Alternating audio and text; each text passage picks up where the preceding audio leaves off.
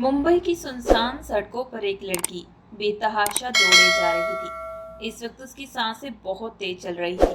वह बार बार पीछे की तरफ देखते हुए भागने की कोशिश कर रही थी, लेकिन तभी सामने में से दो गाड़ियां आकर उसके सामने रुक जाती हैं, जिसे देखते हुए वह लड़की, प्लीज मुझे जाने दो। तभी उनमें से एक शख्स, देखो, अगर तुम्हें अपनी जान प्यारी है तो चुपचाप हमारे साथ चलो, नहीं तो, ये कहते हुए वो अपनी पॉकेट में से जीएन निकालता है, जिसे देखते हुए वह लड़की डर के मारे चुपचाप उनकी गाड़ी में आकर बैठ जाती है।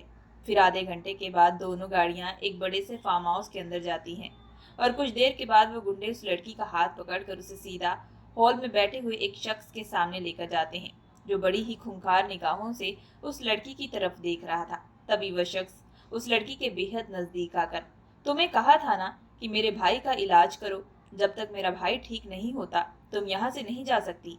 ये कहते हुए उसकी आंखें बेहद सर्द हो चुकी थी, जिसे सुनते हुए वह लड़की, जिसका नाम डॉक्टर माहिरा त्रिपाठी था, वह आंखों में आंसू लिए, तुम चाहे जो मर्जी करो, लेकिन मैं तुम जैसे गुंडे मवाली की मदद बिल्कुल भी नहीं करूंगी। डॉक्टर माहिरा के मुंह से ये बात सुनते ही वह शख्स, जिसका नाम आदित्य जिंदल था, वह माहिरा के बालों पर अपनी पकड़ मजबूत करते हुए, लगता है तुम्हें अपने साथ साथ अपने माता पिता की जान की भी परवाह नहीं है। अगर मैं चाहूँ तो एक झटके में तुम्हारे पूरे खानदान को हमेशा के लिए खत्म कर सकता हूँ। ये कहते हुए वो दूसरी तरफ बॉडीगार्ड को कुछ इशारा करता है, जिसे नोट करते हुए डॉक्टर माहिरा, नहीं प्लीज, मेरे परिवार के साथ कुछ गलत मत करना, मैं तुम्हारे सामने हाथ जोड़ती हूँ। तभी आदित्य माहिरा को झंझोड़ते हुए, ग्रेट, अब तुम्हें वही करना पड़ेगा जो मैं कहूंगा, जल्द से जल्द मेरे भाई का इलाज शुरू करो, उसके शरीर पर काफी सारी गोलियां लग चुकी हैं। अगर मेरे भाई को तुमने ठीक ना किया या उसे कुछ भी नुकसान पहुंचाने की कोशिश की तो मैं तुम्हें बिल्कुल नहीं छोड़ूंगा। ये कहते हुए वो बॉडीगार्ड को माहिरा को लेकर जाने का इशारा करता है। आदित्य के एक इशारे पर उसके बॉडीगार्ड माहिरा को वरुण के कमरे में ले जाते हैं, जहां पर वरुण जख्मी हालत में था। माहिरा के जाते ही आदित्य अपनी गर्दन पर हाथ फेरते हुए, उस महेश आहूजा को मेरी आंखों के सामने लेकर आओ। ये कहते हुए आदित्य अपने पर्सनल बॉडीगार्ड शेरा की तरफ इशारा करता है। तभी शेरा आगे बढ़ते हुए, बॉस, आप उसकी चिंता बिल्कुल मत करिए, हमने सारे आदमी महेश आहूजा को ढूंढने के लिए लगा दिए हैं, वो हमारी नजरों से ज्यादा दूर बचकर नहीं निकल पाएगा। ये कहते हुए शेरा कुछ पल के लिए चुप हो जाता है। तभी एक सेकंड की चुप्पी के बाद, लेकिन बॉस, मुझे लगता है कि हमें डॉक्टर माहिरा त्रिपाठी पर नजर रखनी चाहिए। एक बार वह हमारी नजर से बचकर भाग चुकी थी, अगर इस बार फिर से वो बचकर भाग निकली तो फिर वरुण बाबा का इलाज कौन करेगा, क्योंकि जितने भी डॉक्टर थे वो सारे के सारे स्ट्राइक पर हैं, क्योंकि बड़ी ही मुश्किल से हमने डॉक्टर माहिरा को अगवा करके यहाँ पर लेकर आए हैं। तभी आदित्य सिगरेट के बॉक्स में से सिगरेट निकाल कर अपने होठों पर रखते हुए, शेरा, तुम उसकी चिंता मत करो, मैं खुद उस डॉक्टर माहिरा पर अपनी निगरानी रखूंगा, देखता हूँ वह कैसे अब मेरी नजरों से बचकर निकल सकती है। ये कहते हुए वह सिगरेट का कश दूसरी तरफ फेंकने लगता है। आदित्य की बात सुनकर शेरा चुपचाप हाँ में गर्दन हिलाकर वहां से चला जाता है। दूसरी तरफ डॉक्टर माहिरा आंखों में आंसू लिए बेतहाशा रोए जा रही थी। उसे बिल्कुल कोई आइडिया नहीं था कि उसके साथ क्या हो रहा है। अपने सामने जख्मी हालत में पड़े हुए उस शख्स को देखकर वो उसका इलाज करना शुरू कर देती है।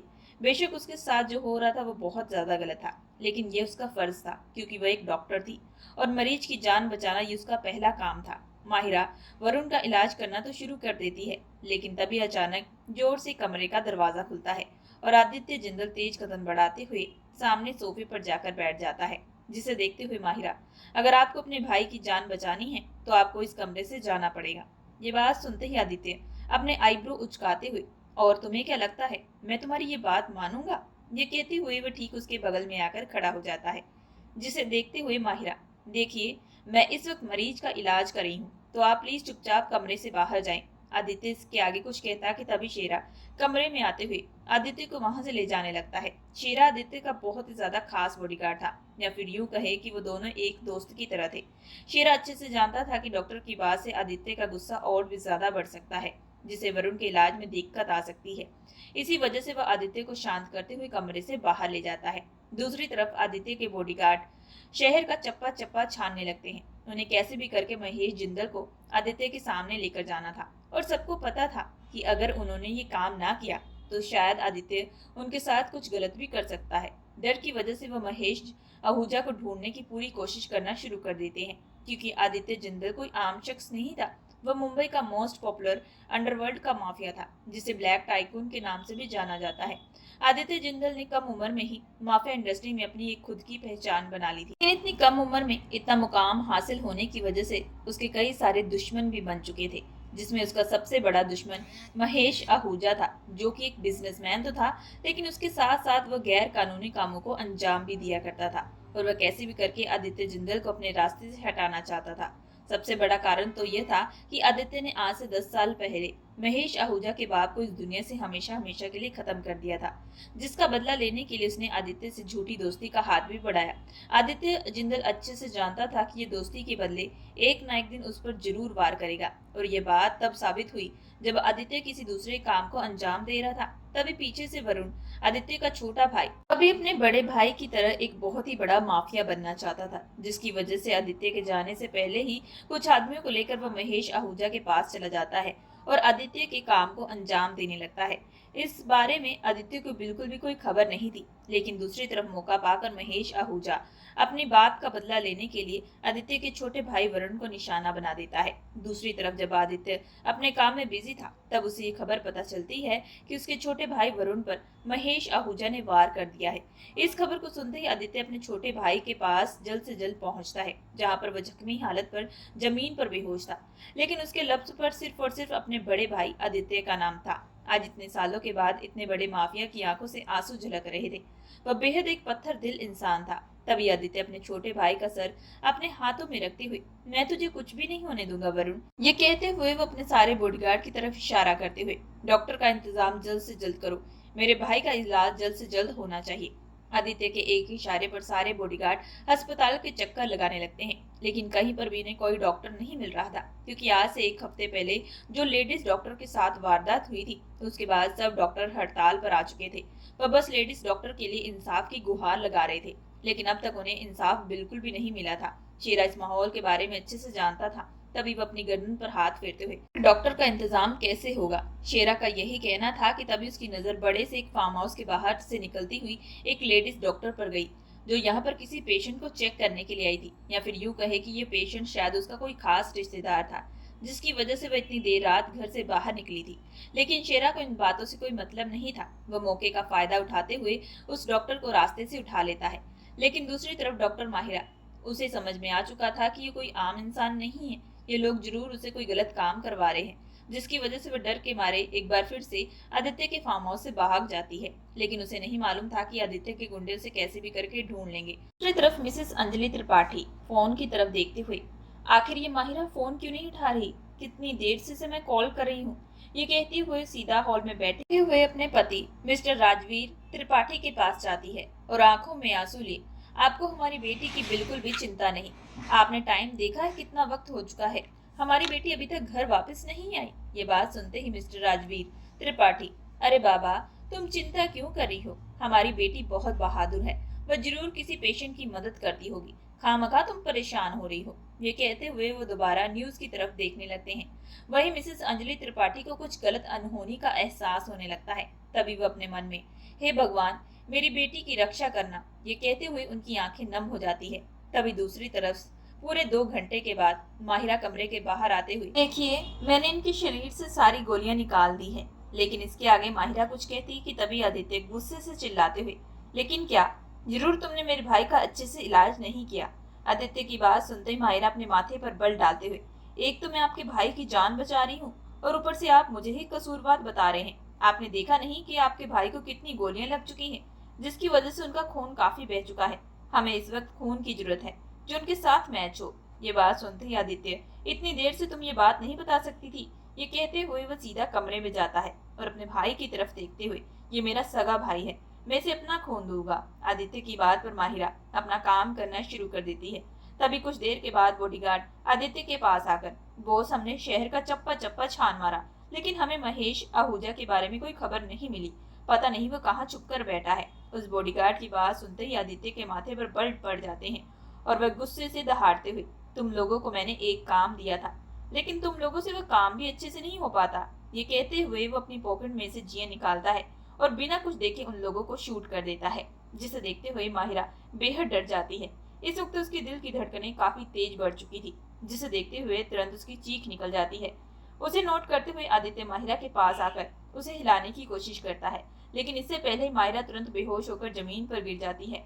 माहिरा ने आज से पहले कभी खून खराबा नहीं देखा था, बल्कि वह तो 1 महीने पहले ही डॉक्टर बनी थी। इसकी वजह से उसका इन सब चीजों को देखकर अपने आप को संभाल पाना बेहद मुश्किल था।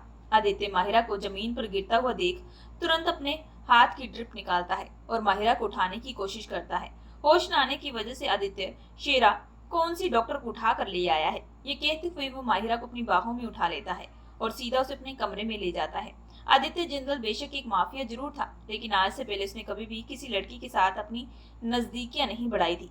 लेकिन आज पहली बार वह किसी लड़की के बेहद नजदीक था। आदित्य जैसे ही माहिरा को बिस्तर पर लेटाता है कि तभी उसके गले की चेन माहिरा के लॉकेट के साथ उलझ जाती है। आदित्य उसे छुड़ाने की कोशिश करता है कि तभी उसकी निगाह माहिरा के होठों पर जाती है, जो इस वक्त पूरे गुलाबी हो चुके थे। बंद आंखों में भी माहिरा बेहद खूबसूरत लग रही थी।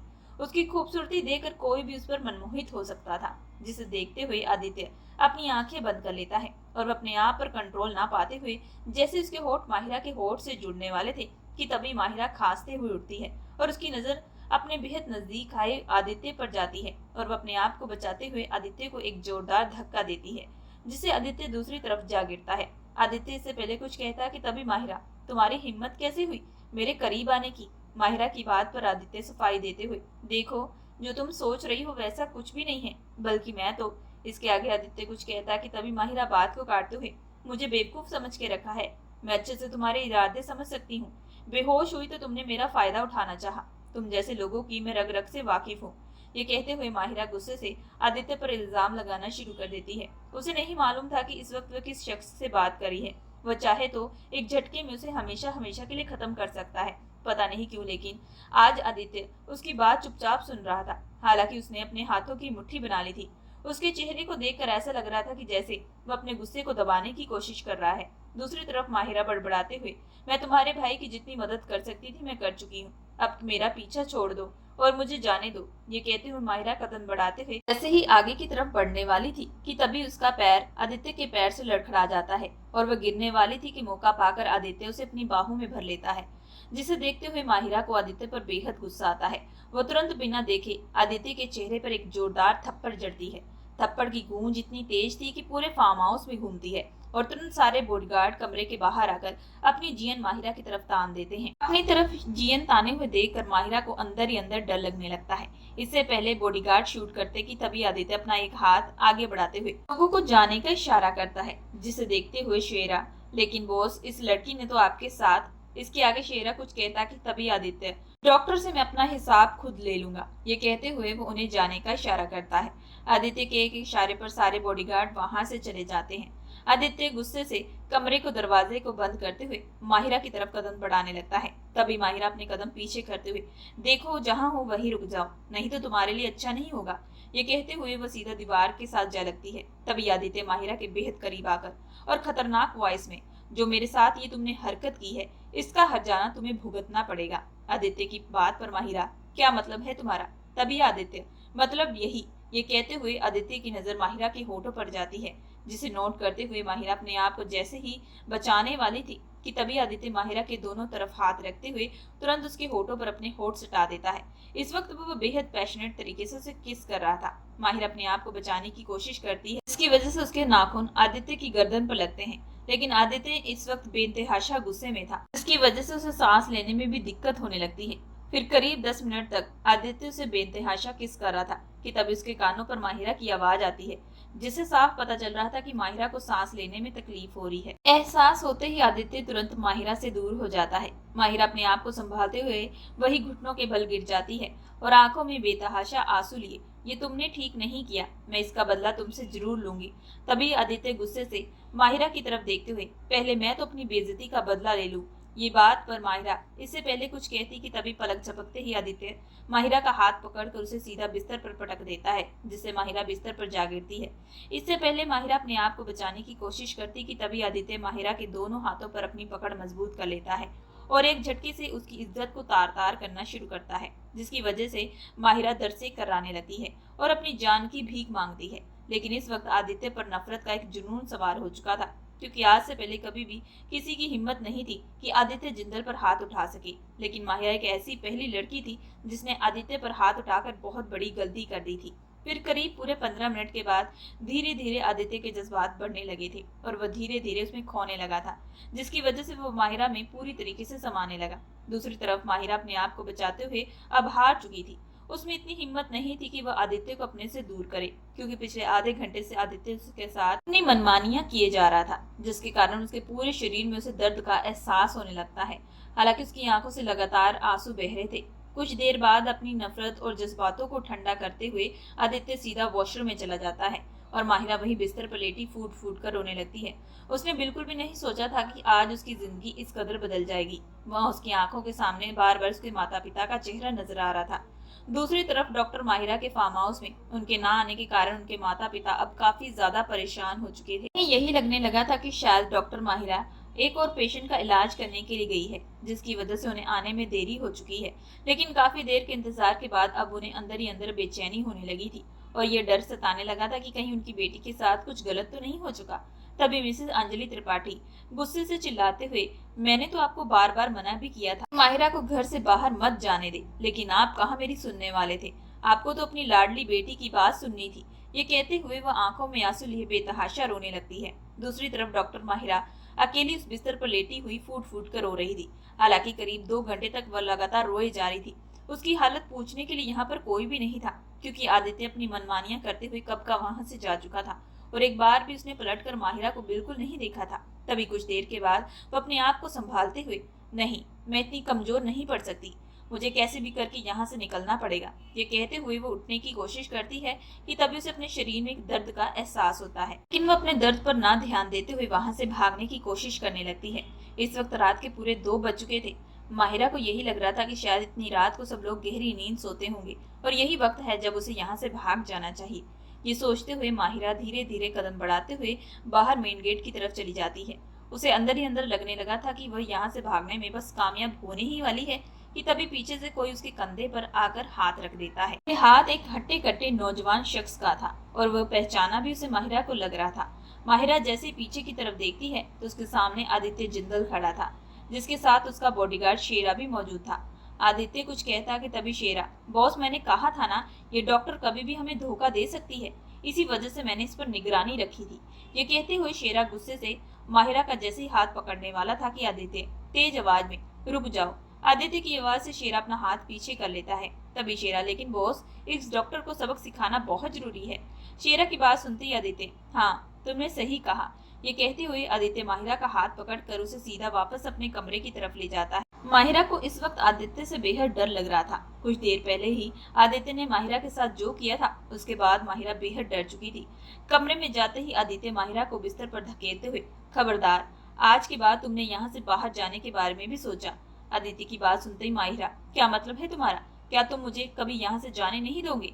ये कहते हुए माहिरा आंखों में आंसू लिए आदित्य की तरफ देख रही थी। तभी आदित्य अपना चेहरा दूसरी तरफ करते हुए, तुम्हें जवाब देना मैं जरूरी नहीं समझता। अगर तुम अपने और अपने परिवार की भलाई चाहती हो तो जैसा कहता हूँ वैसा करो, क्योंकि इसके बाद मैं तुम्हें वार्न नहीं करूंगा, सीधा एक्शन लूंगा। आदित्य जैसे ही आगे बढ़ने वाला था कि तभी माहिरा गुस्से से चिल्लाते हुए, तुम मुझे यहाँ पर रखकर अपनी जरूरतें पूरी करना चाहते हो।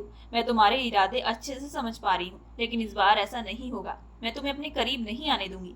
ये कहते हुए माहिरा तुरंत आदित्य के बेहद करीब आ जाती है। तुरंत आदित्य की पॉकेट में से जीएन पकड़ते हुए अपने माथे पर तान लेती है, जिसे देखते हुए आदित्य, देखो वो तुम्हें लग भी सकती है, इसी वजह से चुपचाप उसे वापस दे दो। आदित्य की बात पर माहिरा, मैं तुम्हारे इरादे अच्छे से जानती हूँ। तुमने मेरी आज जिंदगी खराब कर दी है। मैं अपने माता पिता की इकलौती लड़की हूँ, उनका सहारा हूँ। मैंने जिंदगी में कभी कोई गलत काम नहीं किया। यहाँ तक कि आज तक मैं हमेशा अपनी पढ़ाई पर ध्यान दी, क्योंकि मैं बचपन से एक डॉक्टर बनना चाहती थी। मुझे डॉक्टर बने हुए सिर्फ अभी 1 महीना ही हुआ था, लेकिन मुझे नहीं पता था कि मेरी जिंदगी इस कदर बदल जाएगी। डॉक्टर बनना ही मेरे लिए सबसे बड़ा गुनाह होगा। इसी वजह से मैं इस बोझ को और बर्दाश्त नहीं कर पाऊंगी। ये कहते हुए माहिरा अपनी आंखें बंद करते हुए जैसी ट्रिगर दबाने वाली थी कि पलक झपकते ही आदित्य माहिरा से वह जीवन छीन लेता है। फिर गोली सीधा दीवार के साथ जा लगती है। हालांकि इस वक्त किसी को कोई चोट नहीं पहुंची थी। तभी माहिरा रोते हुए, मुझे छोड़ दो, मुझे नहीं जीना, तुमने मेरी जिंदगी बर्बाद कर दी।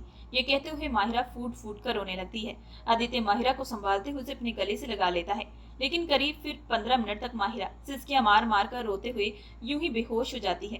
आदित्य माहिरा को सीधा बिस्तर पर जाकर लेटा देता है। पहली बार आदित्य का दिल धड़कना शुरू किया था। आज पहली बार आदित्य को किसी के खोने का डर लग रहा था। उसे समझ में नहीं आ रहा था कि आखिर ये प्यार है या फिर क्या, लेकिन जो भी था उसकी वजह से माहिरा की हालत बहुत खराब हो चुकी थी, जिसे देख पाना आदित्य के लिए बेहद मुश्किल था। वह रात भर माहिरा के बगल में बैठकर उस पर गहरी निगाहों से देखने लगता है। दिल ही दिल में से डर लगने लगा था कि कहीं माहिरा फिर से उठकर कोई गलत कदम न उठा ले। इस वजह से वह लगातार एक के बाद एक सिगरेट फूके जा रहा था। इसी तरीके से पूरी रात बीत जाती है। सुबह जैसे ही माहिरा की आंख खुलती है, उससे पहले ही आदित्य कमरे से बाहर चला जाता है। वह बिल्कुल भी नहीं चाहता था कि सुबह उठते ही माहिरा उसका चेहरा देखे और फिर से कोई गलत कदम उठाए। माहिरा की जैसे ही आंख खुलती है तो उसे कल रात का सारा सीन याद आता है, जिसे सोचते हुए वह एक बार फिर से उसकी आंखों से आंसू बरसने लगते हैं। माहिरा बिना देरी के अपना पर्स ढूंढना शुरू कर देती है। उसे पता है कि कल रात को घर वापस न आ जाने की वजह से उसके माता पिता जरूर कॉल करके उसे परेशान होते होंगे। जैसे ही माहिरा कॉल करती है तो उसमें उसके माता पिता की कई सारी कॉल थी। इससे पहले माहिरा कॉल करती कि तभी दूसरे नंबर से माहिरा को उसकी दोस्त श्रुति की कॉल आती है। माहिरा जैसे कॉल रिसीव करती है तो दूसरी तरफ से श्रुति, तुझे पता है माहिरा, आज हमें अंदर से खबर मिली है कि उस रात उस लेडी डॉक्टर के साथ जो हुआ था उसके पीछे हमारे शहर के बड़े माफिया का नाम जुड़ा है। सबका कहना है कि वह शख्स बहुत ही ज्यादा खतरनाक है और उसी ने उस डॉक्टर के साथ गलत हरकत की है। ये बात सुनते ही माहिरा, तो पुलिस को जल्द से जल्द कार्रवाई करनी चाहिए और उसे जेल की सलाखों के पीछे करना चाहिए। श्रुति ये बात सुनते ही, अरे इतना भी आसान नहीं है, क्योंकि किसी के पास सबूत नहीं जो माफिया के खिलाफ हो सके। इसी वजह से इस केस को और भी आगे बढ़ाया जा रहा है। ये बात सुनते ही माहिरा, वैसे उस माफिया का क्या नाम है? माहिरा की बात का जवाब देते हुए श्रुति, वैसे तो उसे ब्लैक टाइकून के नाम से जाना जाता है, लेकिन मार्केट में उसका रियल नेम आदित्य जिंदल है। इस नाम को सुनते ही माहिरा आंखें बड़ी हो जाती है। वो अपने दिमाग में कुछ सोचते हुए, ये नाम तो कहीं ना कहीं मैंने सुना है, आखिर मैंने ये नाम कहाँ सुना, ये कहते हुए वो अपने दिमाग पर जोर डालना शुरू करती है। तभी कुछ देर के बाद, हाँ, ये नाम तो उस घटिया इंसान का है जिसने कल मेरे साथ, ये कहते हुए उसकी आंखों से आंसू बहते हैं। तभी श्रेया, अरे तू कहाँ चलेगी, कुछ बोल नहीं रही? तभी माहिरा, अब सबूत जरूर मिलेंगे उस माफिया के खिलाफ। माहिरा की बात पर श्रेया, मुझे तेरी बात समझ में नहीं आ रही, इससे पहले कुछ पूछती। तभी माहिरा, मैं तुझे बाद में बताऊंगी। ये कहते हुए वो तुरंत फोन कट कर देती है। बॉस, उस डॉक्टर का ज्यादा देर यहाँ रहना ठीक नहीं है, मुझे उसके इरादे कुछ ठीक नहीं लगते। लेकिन शेरा की बात पर आदित्य कोई आंसर नहीं दे रहा था। वो अपने ही ख्यालों में गुम था, जिसे देखते हुए शेरा, बॉस मैं आपसे बात कर रहा हूँ, आप कौन से ख्यालों में गुम हैं? तभी आदित्य को सोचते हुए, तुम जाकर जल्द से जल्द शादी की तैयारी शुरू करो।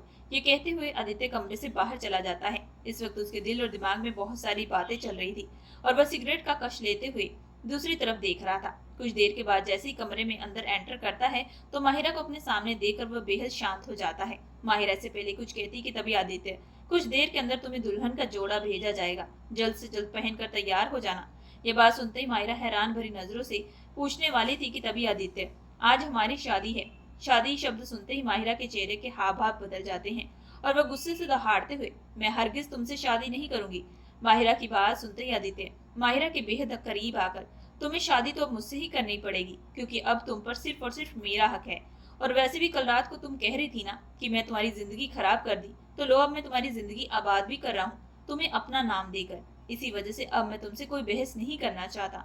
ये कहते हुए आदित्य बिना माहिरा को देखे वहां से बाहर चला जाता है।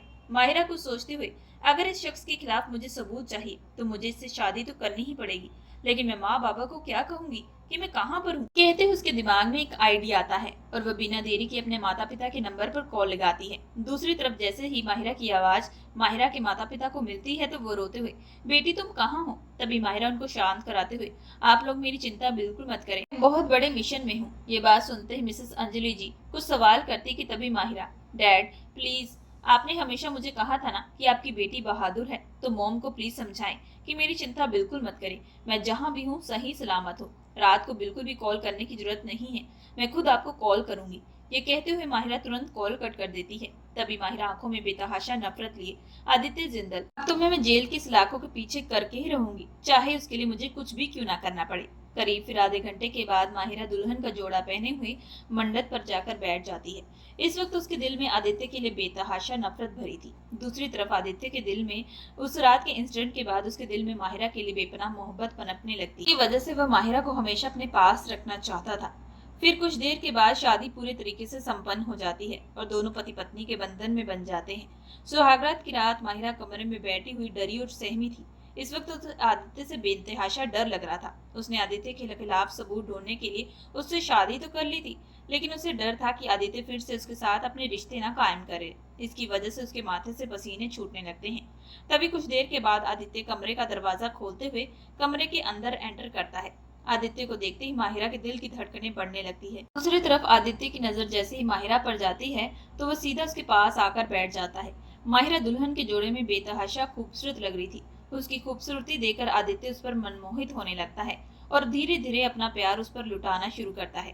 हालांकि माहिरा उससे अपने आप को दूर करने की कोशिश कर रही थी, लेकिन एक बार फिर से आदित्य ने माहिरा पर अपनी पकड़ मजबूत की और वो अपनी शिद्दतें माहिरा पर लुटाना शुरू कर देता है। कुछ दिन के बाद माहिरा वरुण का अच्छे से ट्रीटमेंट करती है, क्योंकि वह चाहती थी कि आदित्य उस पर विश्वास करे। धीरे धीरे वैसा ही होने लगा था जैसे माहिरा चाहती थी। दूसरी तरफ आदित्य ने माहिरा पर नजर रखना भी छोड़ दिया था, जिसके मौके का फायदा उठाते हुए माहिरा आदित्य पर नजर रखना शुरू कर देती है। और तभी एक दिन उसे आदित्य के खिलाफ एक बड़ा सबूत हासिल होता है। लेकिन ये सबूत उस डॉक्टर को इंसाफ दिलाने के लिए बिल्कुल भी नहीं था, क्योंकि इसमें आदित्य अपने गैर कानूनी कामों को अंजाम दे रहा था। वह सब माहिरा ने अपने फोन में रिकॉर्ड कर लिया था। इसी तरीके से वक्त बीतने लगता है और जब भी आदित्य कोई काम के अकॉर्डिंग माहिरा से बात करता तो माहिरा उसी तरीके से उसे जवाब दिया करती थी। आदित्य को धीरे धीरे माहिरा से बेइंतहा मोहब्बत होने लगती है, लेकिन इस बात का वह इजहार उससे नहीं करता, क्योंकि वह अच्छे से जानता था कि माहिरा उसके खिलाफ सबूत इकट्ठा कर रही है। लेकिन वह इन बातों पर ज्यादा ध्यान न देते हुए महेश आहूजा को ढूंढने की कोशिश करता है। महेश आहूजा को कुछ भी पता नहीं चल रहा था। आदित्य माहिरा को कभी भी घर से बाहर नहीं जाने देता था।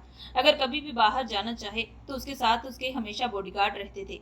माहिरा को जो ये सब बिल्कुल पसंद नहीं। एक दिन माहिरा बिना बॉडीगार्ड को बताए घर से बाहर चली जाती है। इस बात का फायदा उठाते हुए महेश आहूजा रास्ते से माहिरा को अगवा कर लेता है। जब ये बात आदित्य को पता चलती है तो उसे बेतहाशा गुस्सा आता है और वह अपने पूरे बॉडीगार्ड पर दहाड़ते हुए, कैसे भी करके मुझे माहिरा सही सलामत मेरी नजरों के सामने चाहिए। महेश आहूजा बचकर बिल्कुल भी नहीं जाना चाहिए। आज मैं उसे हमेशा हमेशा के लिए खत्म कर दूंगा। ये कहते हुए अपनी हाथों की मुट्ठी बना लेता है। तभी आदित्य के फोन पर महेश की कॉल आती है। आदित्य जैसे फोन रिसीव करता है तो दूसरी तरफ से माहिरा के रोने की आवाज आने लगती है। इससे पहले आदित्य कुछ कह पाता कि तभी महेश, अगर तुम अपनी पत्नी की सलामती चाहते हो तो बिना कोई हथियार और बिना अपने बॉडीगार्ड के जहाँ कहूँ वहाँ आओ। महेश की बात सुनते आदित्य, तुम एक नंबर के कायर हो। आज तक तुम मेरा कुछ भी उखाड़ नहीं सके, जिसकी वजह से तुम हमेशा मेरे परिवार को टारगेट करते हो। महेश हंसते हुए, तुम्हें रास्ते से हटाने के लिए मैं कुछ भी कर सकता हूँ। अगर तुम अपनी पत्नी की जान प्यारी है तो जैसा कहता हूँ वैसा करो। अगर तुमने कोई भी होशियारी करने की कोशिश की तो तुम अपनी पत्नी को जान से हाथ धो बैठोगे। वह तुरंत फोन कट कर देता है। दूसरी तरफ माहिरा आंखों में आंसू लिए अपने आप को छुड़ाने की कोशिश करती है कि तभी महेश उसे एक जोरदार थप्पड़ जड़ता है। माहिरा, आदित्य तुम्हें बिल्कुल भी नहीं छोड़ेगा। ये बात सुनते ही महेश पागलों की तरह हंसते हुए, ये शायद तुम्हारी गलतफहमी है। आज आदित्य जिंदल दिमाग से नहीं दिल से सोचेगा, क्योंकि आज उसकी मोहब्बत मेरे पास है।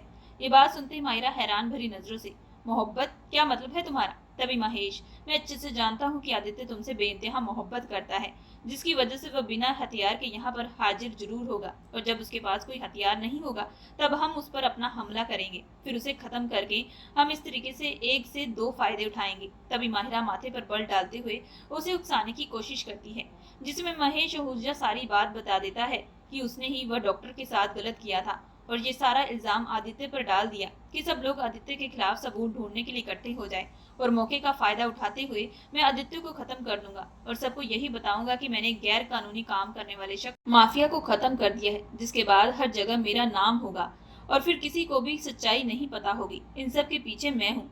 बड़े आराम से मैं अपने सारे कामों को अंजाम देता रहूंगा, साथ ही इसके बाद मैं अगला अंडरवर्ल्ड का माफिया बनूंगा।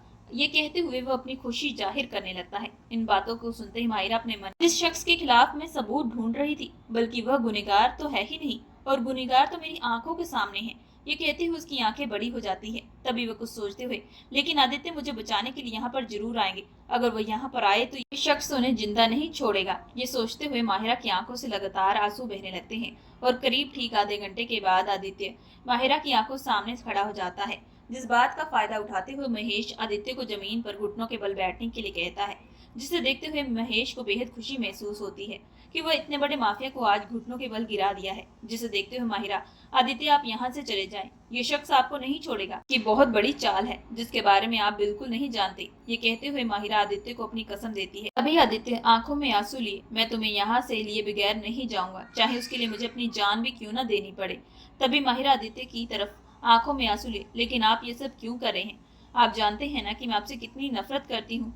माहिरा इसके आगे कुछ कहती कि तभी आदित्य बात को काटते हुए, मैं अच्छे से जानता हूँ कि तुम मुझसे नफरत करती हो और मेरे खिलाफ सबूत ढूंढ रही थी, लेकिन इन सब के बावजूद भी मैं तुमसे मोहब्बत करता हूँ। आज माहिरा के सामने पूरी हकीकत खुल चुकी थी। उसे बिल्कुल उम्मीद नहीं थी कि आदित्य उसे इतना चाहता है, जिसकी वजह से वह अपनी जान की परवाह किए बगैर उसकी जान बचाने के लिए यहाँ पर हाजिर हो चुका था। दूसरी तरफ महेश उस पर अपना वार करना शुरू कर देता है, जिसकी वजह से वह काफी ज्यादा जख्मी हो जाता है और जमीन के बल गिर जाता है। इससे पहले आदित्य की आंखें बंद होती, तभी आदित्य महेश की तरफ देखते हुए, तुम जो चाहते थे वो तुम्हें आज मिल चुका है, लेकिन अब तो तुम मेरी पत्नी को छोड़ दो। आदित्य की बात पर महेश माहिरा को छोड़ देता है और माहिरा दौड़ते हुए सीधा आदित्य के पास आ गिरती है और फूट फूट कर रोते हुए, आदित्य मैं आपको कुछ नहीं होने दूंगी, ये कहते हुए उसे उठाने की कोशिश करती है। हालांकि इस वक्त आदित्य काफी ज्यादा जख्मी हो चुका था, लेकिन माहिरा उसकी आंखों के सामने अपने प्यार का वास्ता दे रही थी, जिसका एहसास होते ही आदित्य में एक लहर सी उठने लगती है और वह दोबारा उठने की कोशिश करते हुए सीधा अपनी पॉकेट में से एक चीज निकालते हुए दूसरी तरफ फेंकता है और महेश की तरफ देखते हुए, जो अपने आप में बेहद खुश था, उसे लगा था कि आज उसने आदित्य को हमेशा हमेशा के लिए हरा दिया है।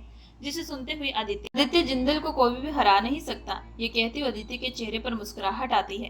तभी महेश, मैं चाहूँ तो एक झटके से तुम्हें खत्म कर सकता हूँ, ये कहते हुए वह अपनी जीवन तानता है। अभी आदित्य चेहरे पर शैतानी मुस्कुराहट लिए, पहले चेक तो कर लो उसमें गोलियां भी मौजूद हैं या नहीं। आदित्य के कहते ही महेश जैसे चेक करता है तो उसमें गोलियां बिल्कुल भी नहीं थी। ये कैसे हो सकता है, इसमें तो गोलियां मैंने खुद भरी थी। तभी आदित्य माहिरा का हाथ पकड़ते हुए, अब तुम्हारे पास सिर्फ 5 सेकंड का टाइम है, अगर तुम अपने आप को बचा सकते हो तो बचा लो, क्योंकि जल्द ये पूरी जगह खत्म होने वाली है। महेश आदित्य की बात का मतलब समझते हुए भागने की कोशिश करने वाला था कि तभी आदित्य महेश के पैर पर एक बड़ा सा डंडा फेंकता है, जिसके कारण वह जमीन पर गिर जाता है और उसकी मदद करने के लिए कोई भी नहीं था, क्योंकि सब ये खबर सुनते ही सब में हफड़ा दफड़ी मच चुकी थी और सब अपनी जान बचाने के लिए वहां से भागने लगते हैं। जिसे देखते हुए आदित्य माहिरा का हाथ पकड़कर उसे दूसरी तरफ से ले जाने लगता है। ठीक कुछ सेकंड के बाद जैसे ही माहिरा और आदित्य वहां से बाहर निकलते हैं, तभी वो सारी जगह तुरंत तबाह हो जाती है। लेकिन दूसरी तरफ आदित्य काफी ज्यादा जख्मी हो चुका था, जिसकी वजह से वह आगे बढ़ते ही बेहोश होकर गिर जाता है और ठीक उस समय पर शेरा वहां पर पहुंच जाता है और उसे गाड़ी में बिठाकर हॉस्पिटल ले जाता है। माहिरा एक डॉक्टर तो थी, इसी वजह से वो तुरंत आदित्य का इलाज करना शुरू कर देती है। इलाज करते हुए उसकी आंखों से लगातार आंसू बह रहे थे, क्योंकि आज जो भी हो रहा था उसकी वजह से हो रहा था कि उसने अनजाने में आदित्य को कितना बुरा भला समझ लिया था। फिर पूरे 1 घंटे के बाद आदित्य की आंखें धीरे धीरे खुलती हैं। इस वक्त उसके पूरे शरीर पर काफी ज्यादा कमजोरी थी, लेकिन तब भी उसके लबों पर सिर्फ माहिरा का नाम था। तभी माहिरा आदित्य के पास आकर, मैं आपके पास ही हूँ, आदित्य ये कहते हुए उसके माथे पर हल्की किस करती है। तभी माहिरा आंखों में आंसू ली, मुझे माफ कर दीजिए, मुझसे बहुत बड़ी गलती हो चुकी है, मैंने आपको गलत समझा। तभी आदित्य माहिरा को अपने गले से लगाते हुए, गलती तो मेरी भी है, मैंने शुरुआत से तुम्हारे साथ गलत बिहेव किया और उस वक्त मैं एक अलग इंसान था, लेकिन जब से तुम मेरी जिंदगी में आई हो तब से मैंने अपने आप को बदल दिया है। इसी वजह से अब मैं तुम्हें प्रॉमिस करता हूँ कि मैं तुम्हें कभी भी कुछ नहीं होने दूंगा, हमेशा तुम्हारी ढाल बनकर तुम्हारे साथ रहूंगा और ना ही कभी तुम्हारी आंखों में आंसू आने दूंगा। आदित्य के मुंह से ये बात सुनते ही माहिरा आदित्य को गले लगा लेती है। आज माहिरा के दिल में आदित्य के लिए जितनी भी नफरत थी वह हमेशा हमेशा के लिए खत्म हो चुकी थी और दूसरी तरफ माहिरा ने सबको ये बता दिया था कि इन सब के पीछे आदित्य नहीं बल्कि महेश आहूजा का हाथ है, जिसकी वजह से पूरे शहर में आदित्य की वाहवाही होने लगती है कि उसने इतने बड़े दुश्मन को खत्म कर दिया है। उस दिन के बाद से आदित्य और माहिरा खुशी खुशी एक साथ रहने लगते हैं। दोस्तों, आप लोगों को ये कहानी पसंद आई हो तो प्लीज हमारे चैनल को लाइक और सब्सक्राइब जरूर करें एंड बेल आइकन का बटन जरूर दबाएं।